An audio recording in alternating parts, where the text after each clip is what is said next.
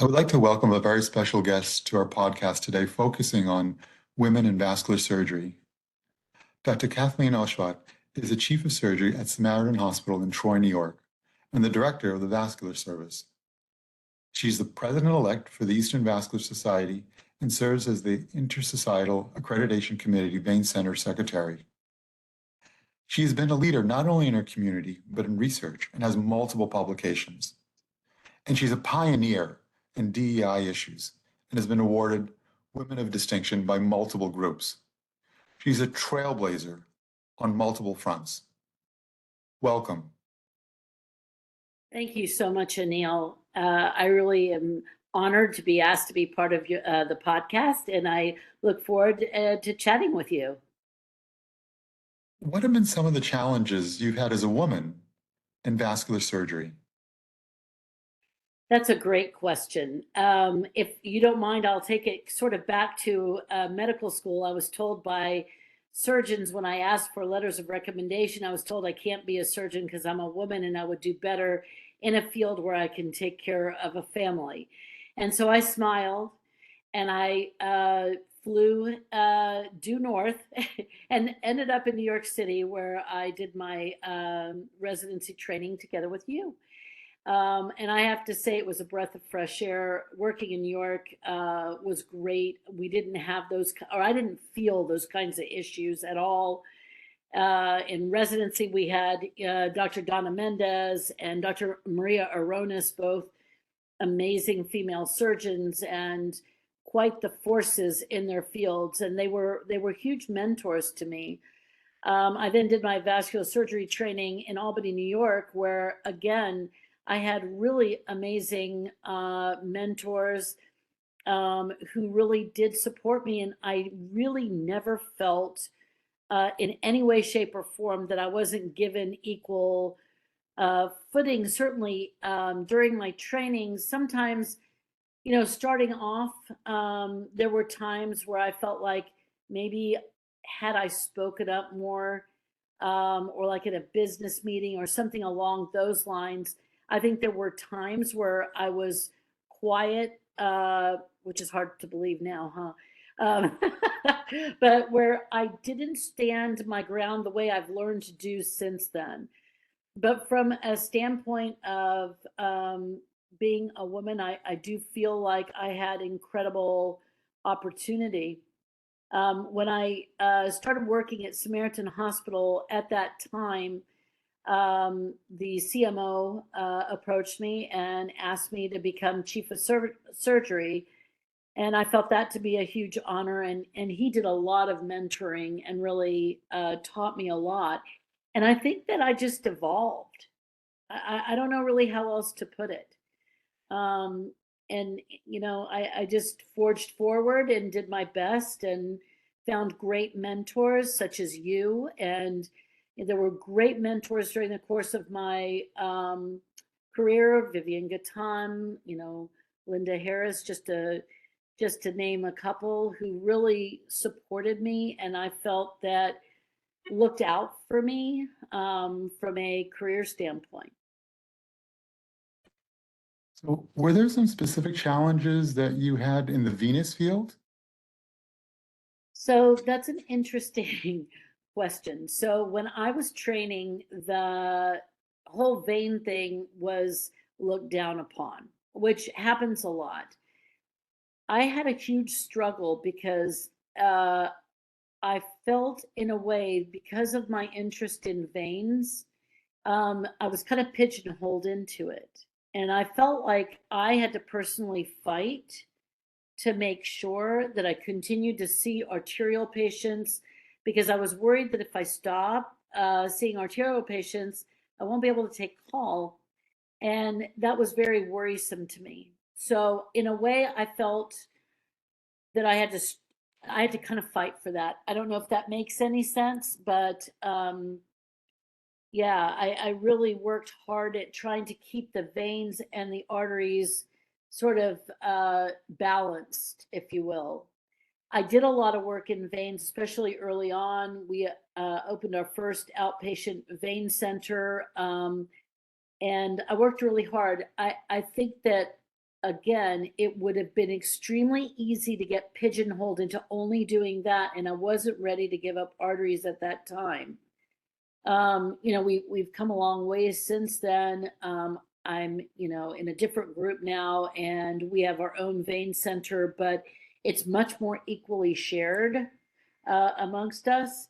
Um, I have three male partners. They're all really wonderful guys, and all three of them, two of them do superficial veins, and the third one does mostly deep veins. And I guess everybody does the deep veins. The only thing that I do that the guys don't like so much, I think, is the pelvic venous disease. That tends to come into my office more often. But I don't know if it's just a natural thing, or if the patients are seeking me out, or what it is exactly. Some of those challenges that you had along the way, how did you overcome some of those challenges with being a woman in vascular surgery? So there were a couple of things I noticed. One was when I went to the Society for Vascular Surgery meetings, obviously the number of women were much lower, especially early on, than the number of men. And I felt that that's a big society, and it would be hard for me to make any kind of a footprint there. So I also had a huge interest in venous disease. So I turned my attention to the American Venous Forum, where I have to tell you, I have always felt included and supported. And so I spent a lot of time there. Then there was the Eastern Vascular, that was my regional society that I joined early on. My mentors told me that that would be a good idea to join and to work, and I felt like there too, I felt included, and there were some great female role models, but there were also some really great men that were very supportive. So I think that what happened ultimately there, I kept my nose to the ground and I just worked hard. And it may have taken me longer to get to kind of where I am today in the society. Maybe because I'm a woman. I don't know, but ultimately the hard work prevailed, and I'm blessed and honored to be in the position I'm in. And I think it's thanks to people like yourself and Vivian and Linda, and who supported me along the way. I want to ask you a little bit about the role models. You mentioned a few of them. Um, you mentioned Dr. Donna Mendez, you mentioned some other people. How do they help you along the process? Oh my. Well, you have worked with Donna. She's a force to be reckoned with. And I was so impressed even as an intern, with how well spoken she was, how intelligent she was, how good she was technically, and I wanted to grow up to be just like that. And so that certainly, initially I was interested in cardiac surgery, but then I realized that cardiac surgery was changing, and that really would be difficult in some ways. And I thought, you know what, I'm going to be like Donna. So I'm going to go. I love vascular. I love I love doing the bypasses and the carotids and the whatnot. So I chose that, and I am really grateful that I did that. And I think a lot of us who trained at St. Luke's and Roosevelt owe a lot to Donna, because she was an incredible role model. She cared about the residents, and she was super supportive. Yeah, I mean, along the way, other role models that, I mean, first of all, I can't sit here and speak to you without thanking you from the bottom of my heart. You were my third year resident, and you were always a rock from a long time ago till this day. So you've always been there, somebody I can reach out to, somebody I can talk to, run cases by, etc. So Vivian and Linda, I met in the EVS initially, and I was totally in awe by the work that they did, and I wanted to be like that. I wanted to have that kind of impact, like what they had on me, on others. And yeah, Ruth Bush, I can't leave her out. I mean, she's she came along a little bit later, but in my AVF path, and she's given me incredible opportunities. I went and visited Julianne Stoughton's vein practice back in the day in 2000 or 2001. So again, there were these like important sort of female role models, Julie Freischlag. I mean, in my life, who really led the way for many women, not just me. Yeah. So what words of wisdom would you like to impart to young women early in their career in vascular surgery?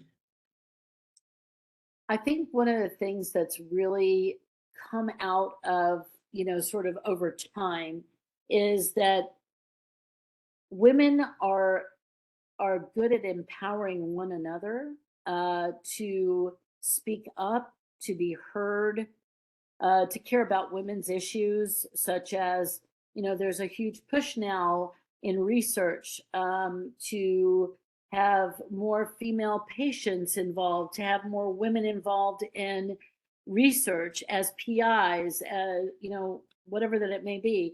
And I think that that's a very positive thing.